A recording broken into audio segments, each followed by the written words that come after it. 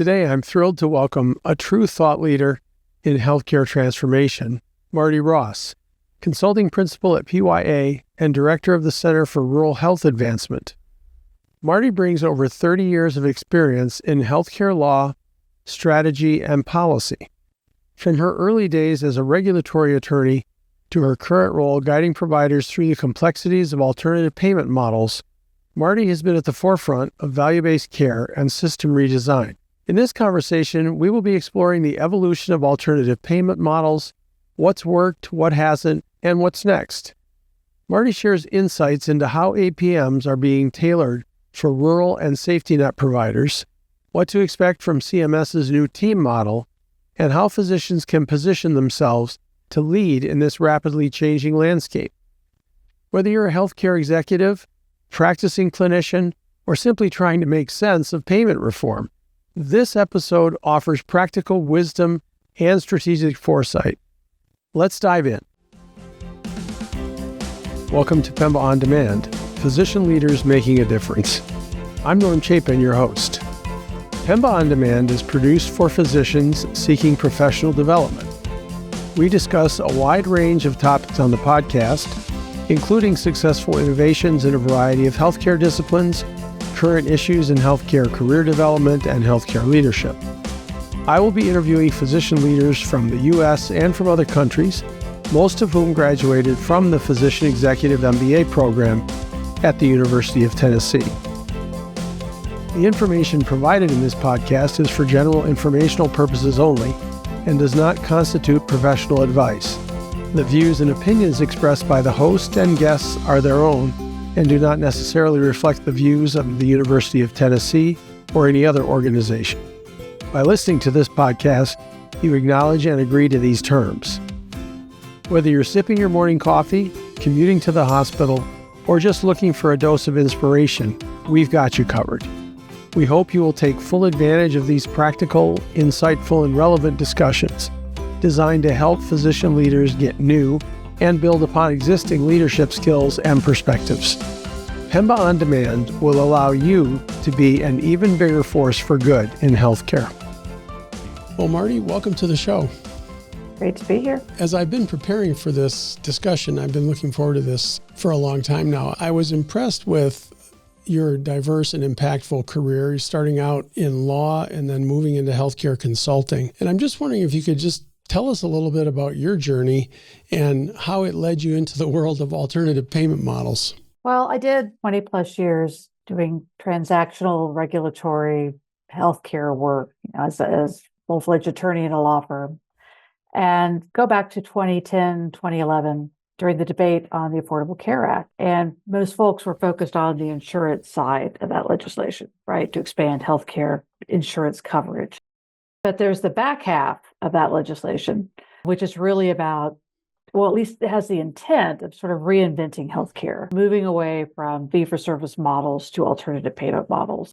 And that was incredibly appealing to figure out, how do I take my dark skills I've learned as an attorney and apply that in a positive way? Because really, the one foundation for alternative payment models is you have to have providers of all types and stripes working together, because it's about rewarding an effectively functioning continuum of care. I'd spent decades with radiologists arguing with hospitals and back and forth and always having to be the zealous advocate. And it got old, I have to tell you. So we thought now is an opportunity in this market to move to the consulting side of the house to try and build these relationships that will support alternative payment models. Kind of hard to believe in over a decade now. Certainly been a slow progression, slow transition in the industry, but there's definitely room for that type of work we've been doing. We have been hearing about alternative payment models for a long time, and it does seem like it has been somewhat slow in coming. I noticed also that you have been working specifically maybe with a focus with rural providers, and how is that different, or is it different, I should say? Is it different in the rural environments versus urban or suburban environments for healthcare organizations? Well, maybe go back a bit. Some preface to answer that question is with any alternative payment model, there are two components. There is the money, right? Figuring out how to make the money work to create the the correct incentives and to reward collaboration and cooperation across healthcare providers.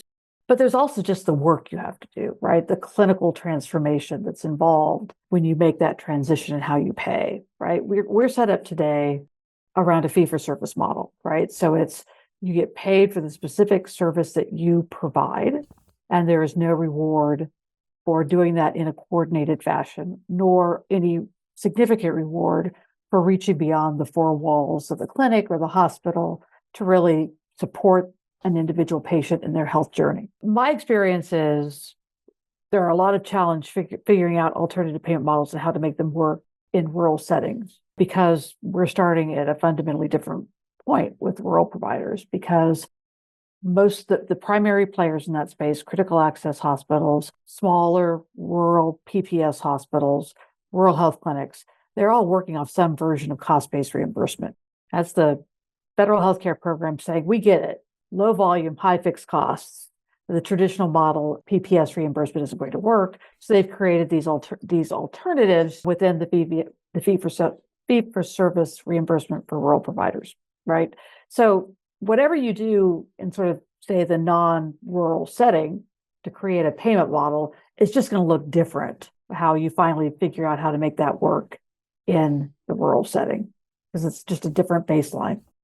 That said, I think the rural providers are embracing the clinical transformation component, alternative payment models, very well, right? They want to do the work of identifying evidence-based practices and implementing those protocols within their practices, within their hospitals. They're eager for that level of engagement. They have, by their very nature, had to work through a continuum of care, right? They don't provide all the services. They're not one-stop shops. And so they have had to have that collaboration with urban facilities. So they have a baseline to start with. So it's just, they have advantages. I guess the short answer is advantages in one area, disadvantages in the other. Okay.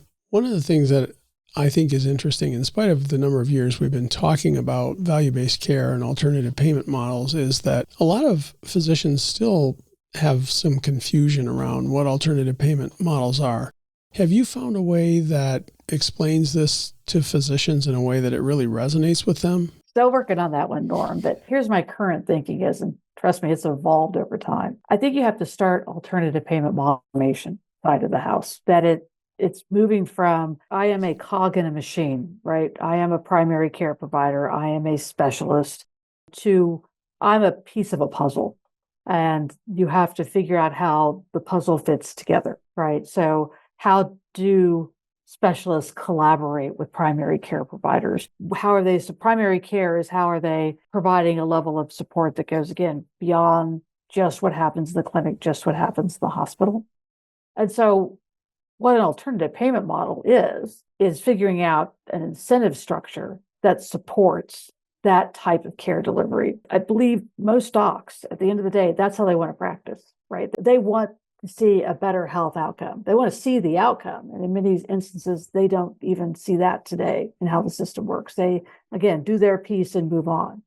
But it's because fee-for-service is set up to reward, do your piece and move on as quickly as possible, even.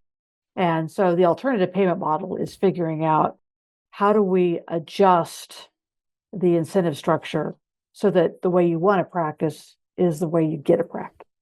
And do you think that the APMs have evolved at this point where the opportunity for physicians to engage and really be rewarded for better outcomes is improving with the newer models?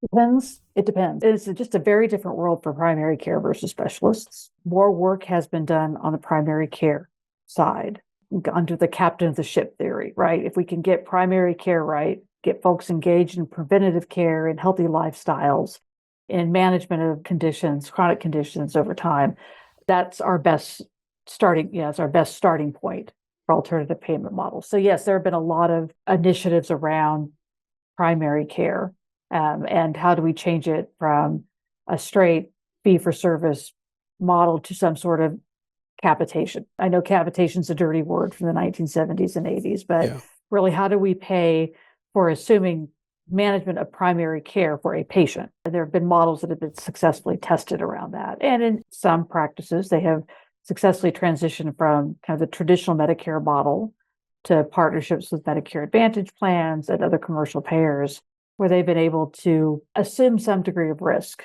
for appropriate management of those patients. So I think we've made progress there.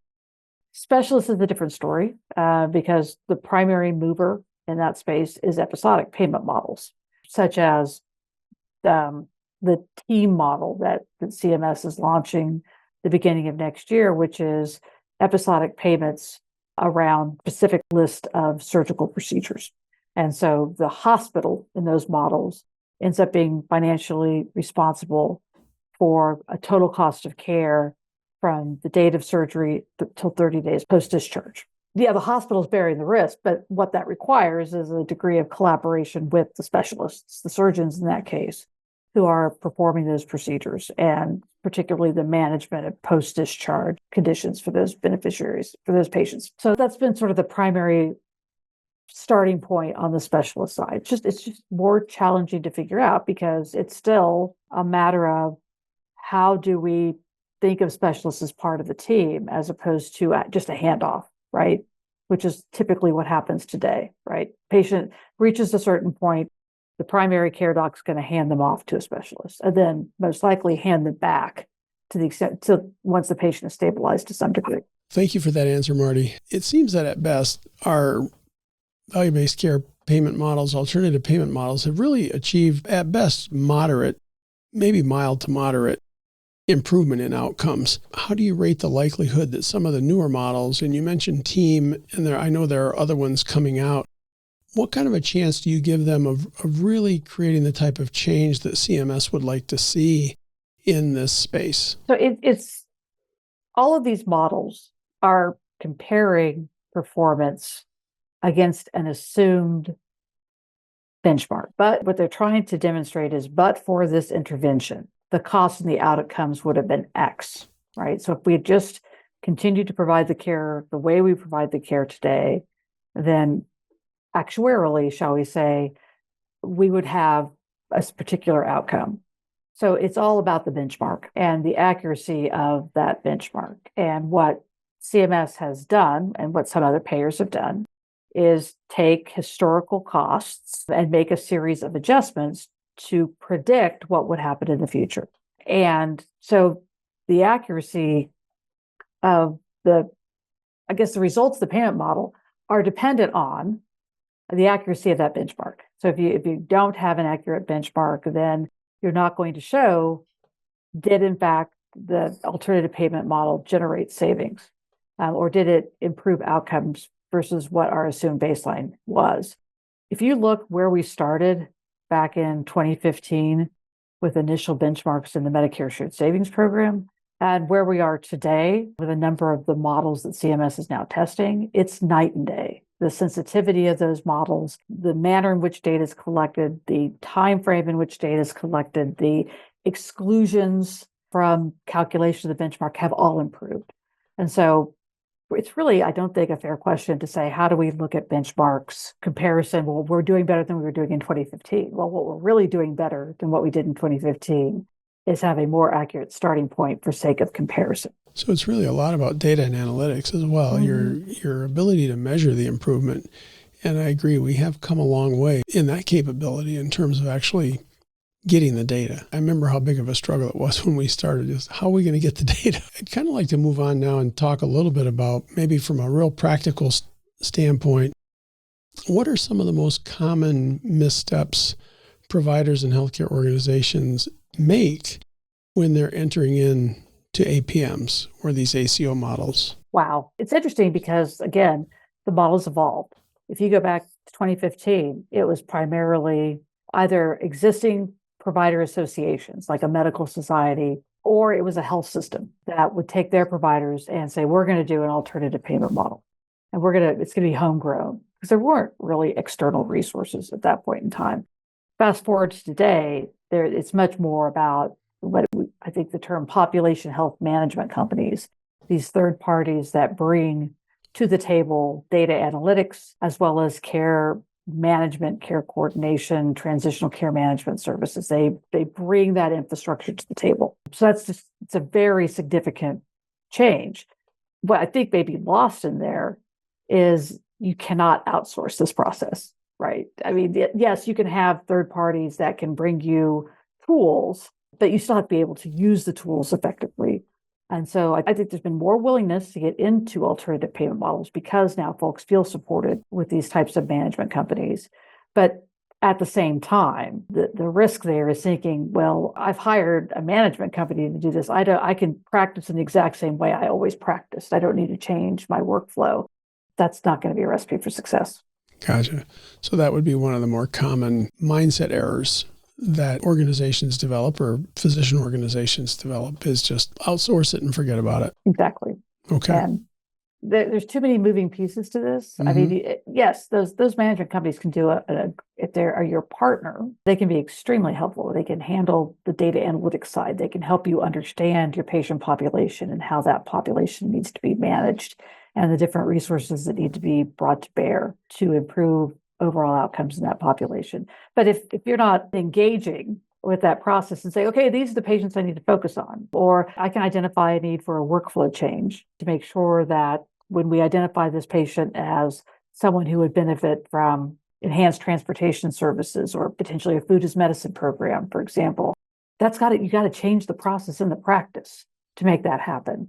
And that's where we're seeing that drop off. Yeah. So I remember an analogy when I first was involved in leading these transitions into alternative payment models where we would talk about timing the transition from having a foot in one canoe and a foot in another canoe to when we're going to have both feet in the APM canoe instead of fee-for-service and APM. Where are we at in that transition right now? Are there organizations that should have both feet in the APM canoe, or are we still trying to decide when to make that leap?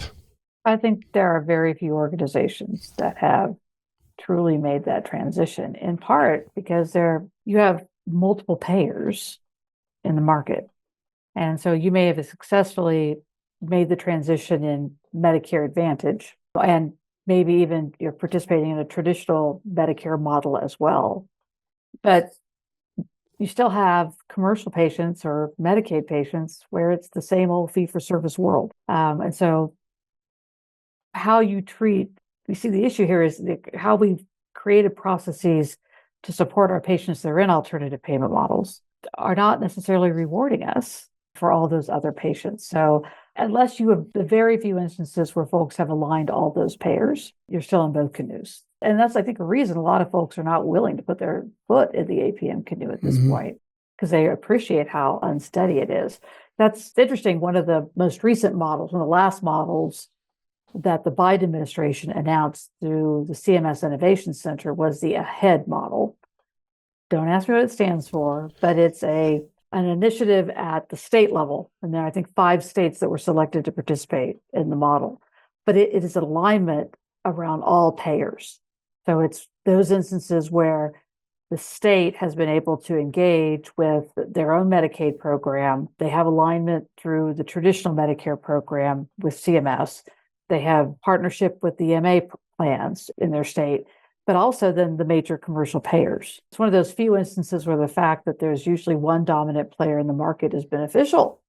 Is when you're trying to negotiate some arrangement of an APM around that. And so I think you're seeing more push toward that, towards that kind of alignment.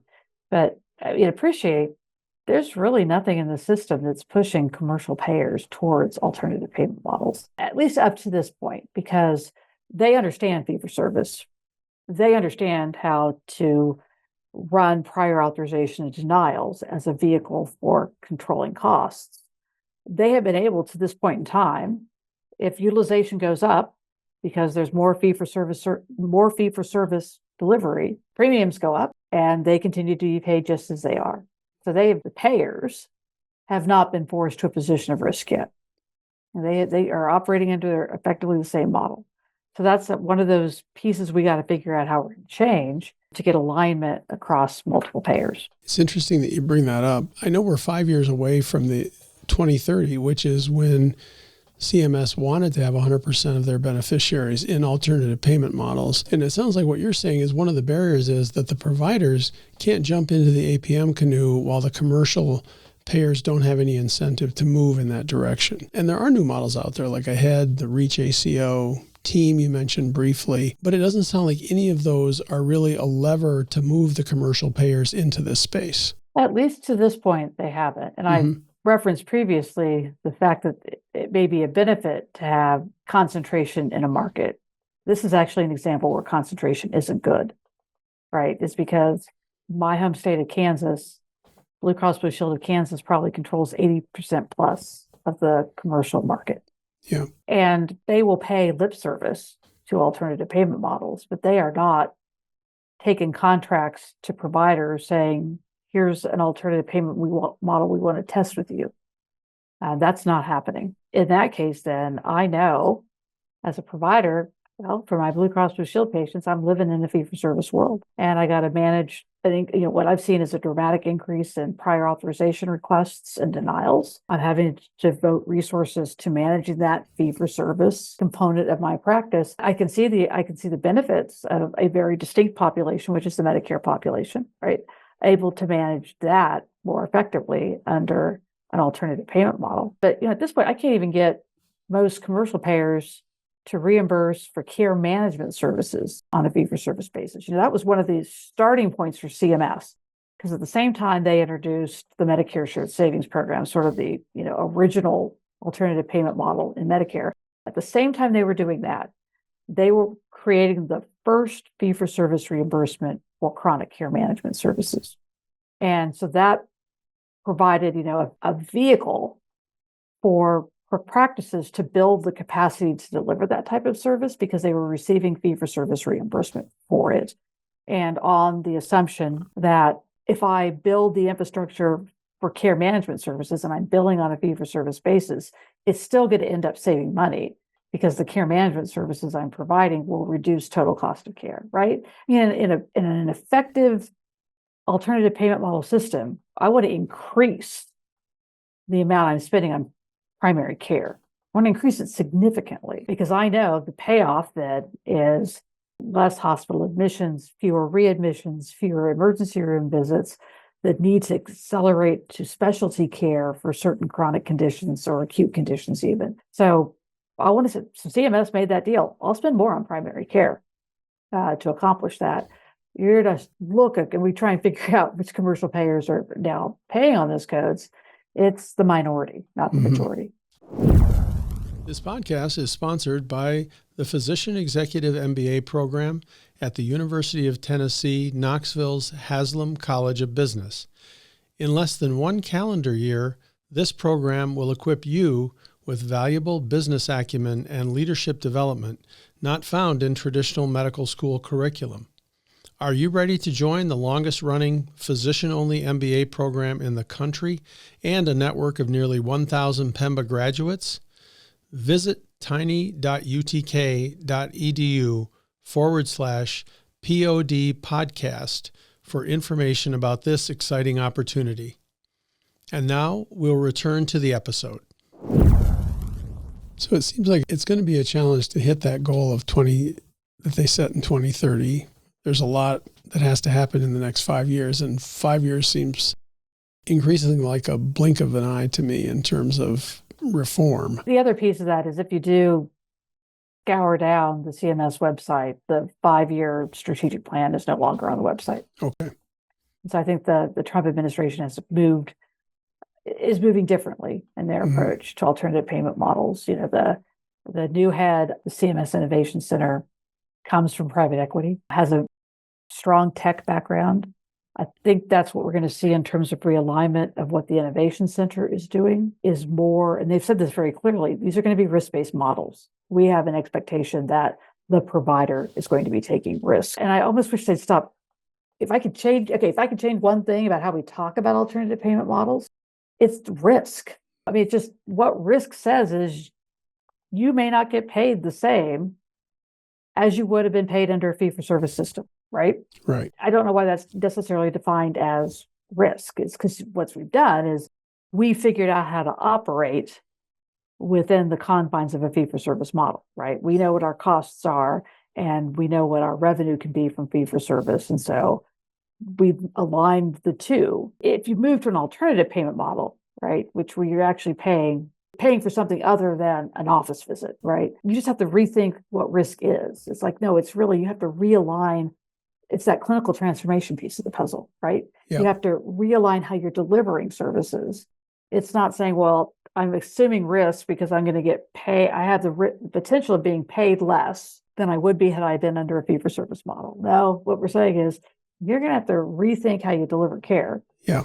And realign how you deliver care because we're going to pay you based on that type of care delivered. So one of the things that I think is interesting is you've had quite a focus on rural or underserved communities while you've been with PYA. And you mentioned critical access hospital before, which in some ways have gotten an exception in terms of their payment model because they're still on the cost basis. And it's been a lifeline for them. Are APMs going to be a better lifeline for rural health systems, or are they going to put our most fragile and vulnerable health ecosystems under a non-survivable challenge? So I see you have the easy questions out now. That's good. It's a question of access, right? That's the entire purpose of the critical access hospital program, the rural health clinic program, is to have access to primary care and emergency services in the local community and figuring out how do we get that done? Because right now what we've said is low volume, high costs based reimbursement on costs. That will ensure that the fact you provide fewer services to a smaller population will not, by definition, prevent you from taking care of that population. There's a lot of thinking around where's the cost in the system, right? Is the cost in the system the critical access hospital, or is it a patient who doesn't receive primary care services locally, so their first entry point into the healthcare system is in a very expensive ER, or it's the delay in care, which results in a very expensive hospital admission. So we need, again, alternative payment models force you to think about the cost of a continuum of care and focusing on how one type of provider will be reimbursed under that model is sort of the antithesis of what we're trying to accomplish, because it actually makes sense to continue the investment in these types of access services in rural communities, because we know if we don't manage them appropriately here, they're going to be far more expensive out here. And it's true, if you look at well-managed rural population that is receiving services closer to home, their total cost of care is not that different than folks that are receiving care in an urban system. We're operating under a prospective payment system. There are certainly opportunities for improvement because there's many opportunities to drop stitches in the rural health continuum of care. But if you actually have a system that's working together well, they can control costs more effectively than saying, well, we're not going to have critical access hospitals because they're too expensive. Cost-based reimbursement doesn't work because we're just going to spend money somewhere else. It's not like those people and their needs aren't going to go away. Okay. So ideally, when these are being implemented by CMS, you're anticipating that they will take into consideration how valuable these rural resources are from an access standpoint. And they'll recognize that maybe it's a slightly different formula in terms of how do we reduce cost in rural health systems versus urban health systems. But you seem to be fairly confident that they are going to work to try to figure that out rather than result in a whole nother wave of rural providers or health systems just not being in the marketplace. Yeah, you got to keep the eye on the prize, right? Which is access. I want to manage that patient. And I can't do that from a physical location. I have to be integrated into the community. And if I don't have an access point in a rural community, then it's not possible to effectively manage those patients' care. And so you've got to account for that by having the right resources, like the canoe example. The other saying that we go back to the early days of alternative payment models is right heads, right beds. And it's so true, because I would much have, I want a patient in a rural community that has pneumonia. I want that patient in a critical access hospital bed, if not at home, right? If I can't manage it at home, if they have to be in the hospital to manage certain conditions, I want them in a critical access hospital. I do not want them to travel 60 miles and be admitted to an academic medical center where they are losing money on that patient, because the cost structure is even more problematic than it would be in a critical access hospital. So many of the people in our audience are physician executives, physician alumni from the Pemba program. What advice would you give to a physician executive to help them be the best advocate they possibly could be for their system or their provider group to engage in payment reform? Again, I think it's a different answer based on whether it's primary care or specialty care. Or even primary care as part of a multi-specialty system. You're going to approach that group of providers differently. They are the team that does provide preventative primary care. And they need to say, we have a patient population we serve. We have an identified patient panel. And we are going to understand that population. We'll have the data analytics available to at least provide us an historical perspective on the care they've received, the conditions from which they've been diagnosed. But also, we're going to do screening on social determinants to understand what the obstacles for this individual improving their care is. We're going to help those folks that have been diagnosed with chronic conditions and other life-changing conditions by providing care management services to support them. We are really going to be partners in care with those patients. And I think that's the attitude for primary care to really transform itself. And again, the great news is this is how the docs want to practice. They've accommodated to a fee-for-service system, and they understand, if anything, doctors are brilliant at figuring out how to make the system work. And right now the system says, well, the fee-for-service model to maximize the number of services you deliver for which there is top-line reimbursement. So we have to rethink how we approach primary care. Then on the specialty care, the key here is really understanding how to work with primary care, right? To be a partner with primary care and get those patients so that the patient comes to them in far better shape. Because so many times the specialist is dealing with a patient that they're trying to address health issues that should be managed appropriately by primary care. They're trying to get the patient to a point they really can address the specific condition for which they've been referred. But then also having that hand back happen more efficiently as well, right? We're going to have a dwindling, everyone agrees we will have a dwindling number of specialists in the workforce. So we got to get those folks to work a lot smarter and be a lot more efficient and see more patients. And I think we do that by eliminating this extra work that specialists have found themselves managing as a result of just, the easy answer for primary care right now is hand off to a specialist, right? That's the easy button to hit. I want to reward the primary care physician for hitting the button when it's needed, not when it's easy. And meaning then I've got a patient that's being referred up to primary care that isn't going to have a series of issues that already should have been addressed elsewhere. So I think that's sort of we want to get everyone doing what they trained to do, and as opposed to unnecessary cross-training that we see in the system today. Thank you for that answer. Every answer you've given has given me more questions that I'd like to ask, but I know that we've got a limited amount of time, but I feel like maybe we should record another 3 or 4 podcasts because I just keep coming up with more ideas in my head.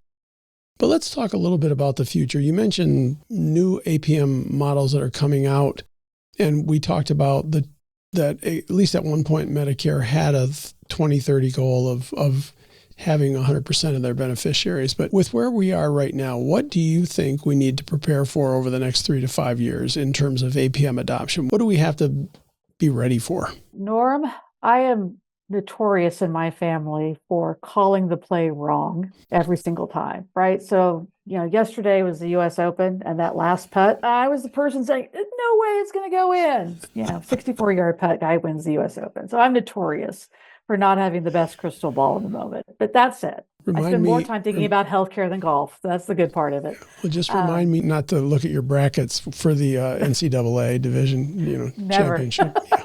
Okay. Never come close. I think I'm going to go out on a limb. I think we're going to see an explosion in mandatory alternative payment models, specifically episodic payment models. If team has a good year, if the first year of team is successful and reducing costs around these selected episodes, then instead of having 700 selected hospitals participating in that model, it's going to be all PPS hospitals with a limited set of exclusions. And I think it's going to go, now granted, the procedures that have been selected for team are high dollar, high volume procedures. So, but there are still opportunities for going beyond that. And then I think you're all, team is a surgical focused episodic payment model. I mean, CMS forever and a day had been working on a radiation oncology model that had been stopped and started for a variety of reasons. There were definite errors in the baseline calculations for that model. But I think you're going to see a resurgence in some of these in that type of model, right? So specific to radiation oncology, we had the kidney care model that was focused in with endocrinologists and their management of patients requiring ESRD services. I think that's just going to explode, right? Because it's a lot easier to administer those programs. And especially if you have mandatory risk of them, right? I mean, first year of team is upside only, right? You don't have to pay any money back to CMS, experience an increase in total cost of care beyond their benchmark. Year two is mandatory, and it starts with a 3% discount to CMS, right? So CMS is guaranteeing a recovery to itself in those episodic models. So I think that's my prediction is in next 3 years, expect a front-loading mandatory episodic payment models. Beyond that, I am sort of at a loss what's going to happen. The shared savings model, the total cost of care reduction models like MSSP, like ACO REACH. The jury's really out still on ACO REACH. I mean, its predecessor direct contracting model, DCM. The preliminary results on it were sort of mixed, but ACO REACH was intended to correct a lot of those inadequacies that were identified in the direct contracting model. So I keep on saying direct primary care, it's a completely different animal. But they've made corrections in the ACO REACH program. So it will be interesting. We need to see where that's going to go, because at this point, ACO REACH sunsets end of 26, and there's been no indication from the administration to this point whether they intend to extend it or introduce a new model that's based on lessons learned now from both direct contracting and ACO REACH. I mean, I think to me that's a much more difficult. My crystal ball, already hazy, is much more hazy when it comes to those types of models. And again, I'm only talking about Medicare. The commercial payers just have not had the reason yet to move differently, to move in a different direction and pay for services differently. So we've still got that canoe problem that we're trying to manage. So Martie, if I understand team correctly and the episodic payment model, you've mentioned several times that tends to speak more towards cost savings for specialty practices versus primary care. And if I understand the ACO REACH and the MSSP, those are kind of models that spoke to the captain of the ship and primary care transformation in order to cut costs.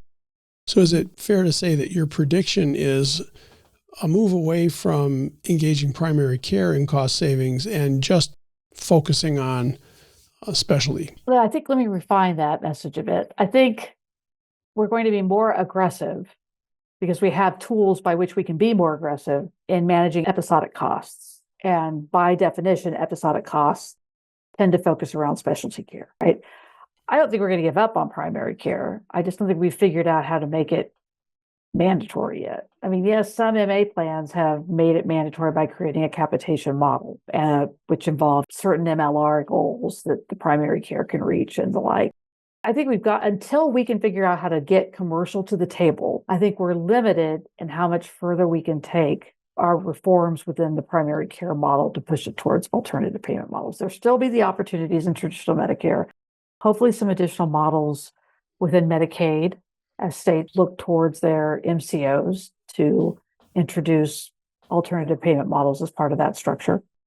But until you get the engagement by the commercials, I'm not sure how we advance the ball down the road. And I know our healthcare payment system is very different than other countries.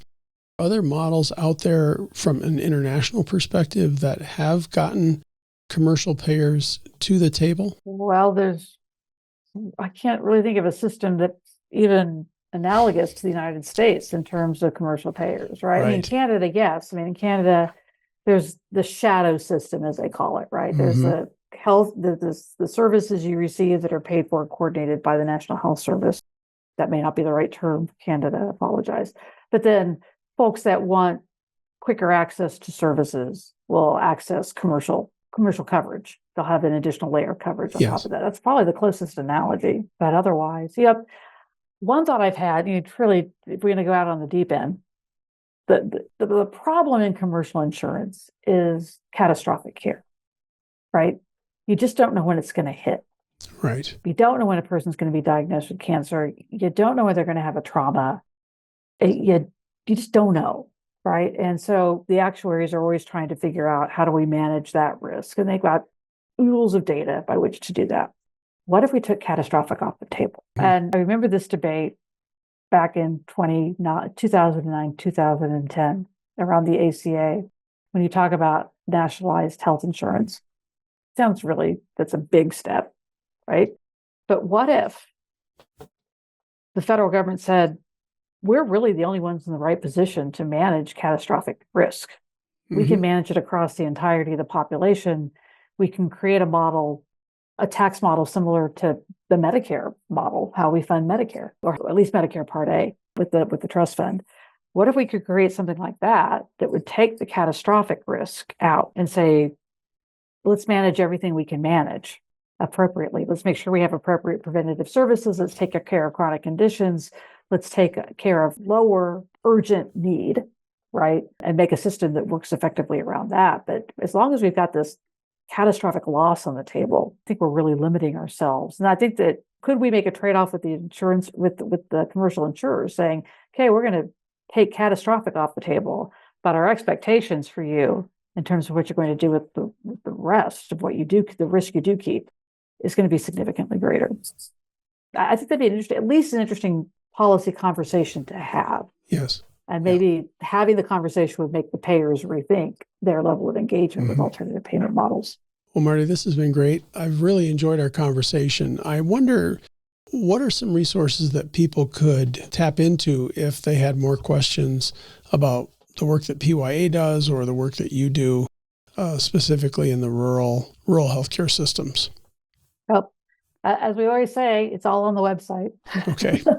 In particular, one thing PYA has done now, started in the pandemic, so about 4 years, we do roughly a bi-monthly webinar series called Healthcare Regulatory Roundup. And the regulatory is nearly silent in that title.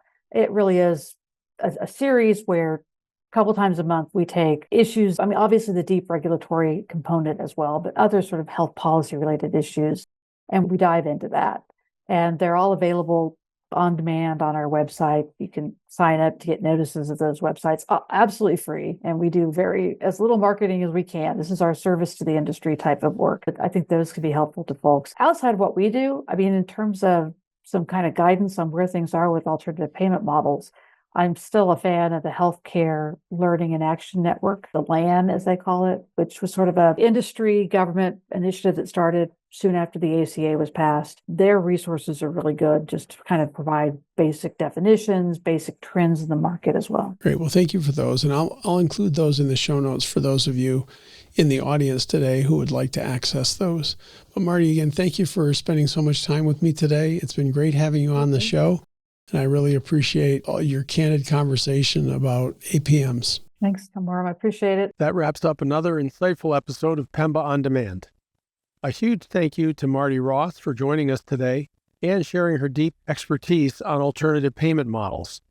From her unique journey from regulatory attorney to healthcare strategist, Martie helped us unpack the slow but steady evolution of APMs, from their origins in the ACA to today's complex blend of capitation, episodic models, and total cost of care frameworks. We explored the challenges and opportunities facing both primary care and specialists, especially within rural health systems, where Martie's work through PYA's Center for Rural Health Advancement continues to make major impact. She also reminded us that clinical transformation, not just financial restructuring, is at the heart of sustainable change, and that while third-party management companies offer support, they're not a substitute for meaningful internal change in organizations. Martie also gave us a candid look at the uneven pace of reform, particularly the lack of engagement from commercial payers and the delicate balancing act many providers face, with one foot still in fee-for-service and the other in value-based care. And looking ahead, her bold prediction, a surge in mandatory episodic payment models if early results from TEAM are strong. For physician executives navigating these changes, Martie's message was clear. Stay focused on access, embrace clinical integration, and advocate for models that reflect how we want practice, not just how we've been paid to. If you'd like to learn more about Martie's work or PYA's Healthcare Regulatory Roundup webinar series, be sure to check the show notes. And if today's conversation sparked new ideas or questions, we'd love to hear from you. Pemba On Demand is released bi-weekly, every other Thursday, and available on Apple Podcasts, Spotify, Castos, or Overcast. Please subscribe to the podcast on your favorite podcast player by clicking the subscribe button. Add Pemba On Demand to your podcast library today. I would also appreciate it if you could share the podcast with your friends or colleagues. You can also listen to our podcasts on our YouTube channel, www.youtube.com/@PembaOn-Demand, all one word, no spaces. Please hit the like button and subscribe. Also, if you have any comments or questions regarding this or other episodes, please feel free to add them into the comment section on our YouTube channel. We love hearing from you and are happy to answer any questions you may have. I will add a link to our website and our YouTube channel in the show notes. The website is tiny.utk.edu/Pemba On Demand, all one word. There's no hyphen in that URL. You will find the links to the episodes there.